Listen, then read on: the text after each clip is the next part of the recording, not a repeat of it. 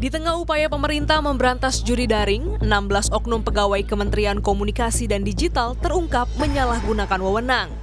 Alih-alih menutup situs judi daring, para tersangka justru melindungi ribuan situs judi daring.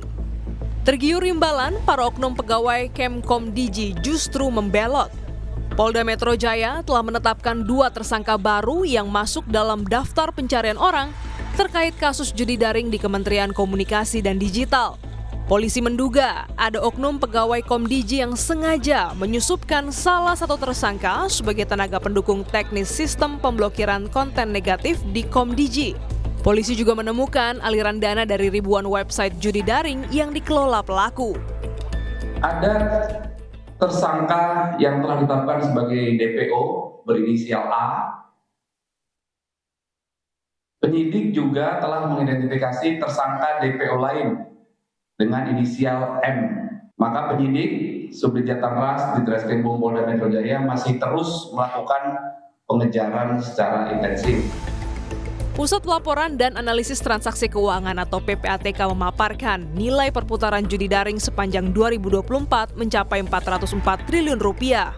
Kepala PPATK menyatakan saat ini orang yang terlibat menggunakan hampir 70% gajinya untuk judi daring.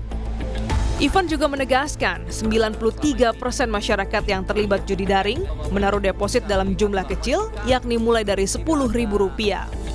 Data tertinggi pemain judi daring cenderung berasal dari kelompok berpenghasilan Rp1 juta ke bawah. Penggunaan dana judi online dibandingkan dengan penghasilan, jika kita lihat penghasilan orang dibandingkan dengan berapa yang dia pakai itu sudah sampai 69, hampir 70% penghasilan legal dia diperoleh itu untuk digunakan untuk judi online. Kalau dulu orang terima 1 juta hanya akan menggunakan 100.000, 200.000 untuk judi online, sekarang sudah hampir 900.000-nya dia pakai untuk judi online. Jadi kita melihat semakin ediknya masyarakat untuk melakukan judi online. Ini juga terkonfirmasi dengan data berikutnya. Nah, jumlah yang terbesar para pelaku judi online di kita itu adalah masyarakat yang berpenghasilan yang melakukan deposit yang kecil. Polemik judi daring juga mendapat sorotan Presiden Prabowo Subianto. Usai sidang kabinet, Menteri Komunikasi dan Digital Mutia Hafid menyampaikan sikap tegas Presiden Prabowo Subianto memberantas judi daring. Presiden Prabowo mengingatkan tidak boleh ada backing atau kong kali kong dari pihak manapun, termasuk aparat penegak hukum terkait judi online. Menkom Digi Mutia Hafid memastikan langsung menonaktifkan setiap nama pegawai kementerian yang dilaporkan terlibat judi daring. Polri, Jaksa Agung, kemudian juga Kemenko Polkam, dan bahkan tidak tertutup 3 itu, tapi semuanya bekerja sama, tidak boleh ada backingan. Ini bahasa beliau, tidak boleh ada yang membacking, yang membantu atau apapun itu. Jadi tidak boleh lagi ada kong kali kong. Setiap ada nama baru yang diberikan oleh kepolisian, langsung kami nonaktifkan. Pengamat kebijakan publik Trubus Rahadiansyah menilai tertangkapnya oknum pegawai Kemkom Digi menunjukkan buruknya pelayanan birokrasi. Menurutnya, hal ini merupakan fenomena gunung es yang harus diselesaikan dengan sanksi dan juga advokasi.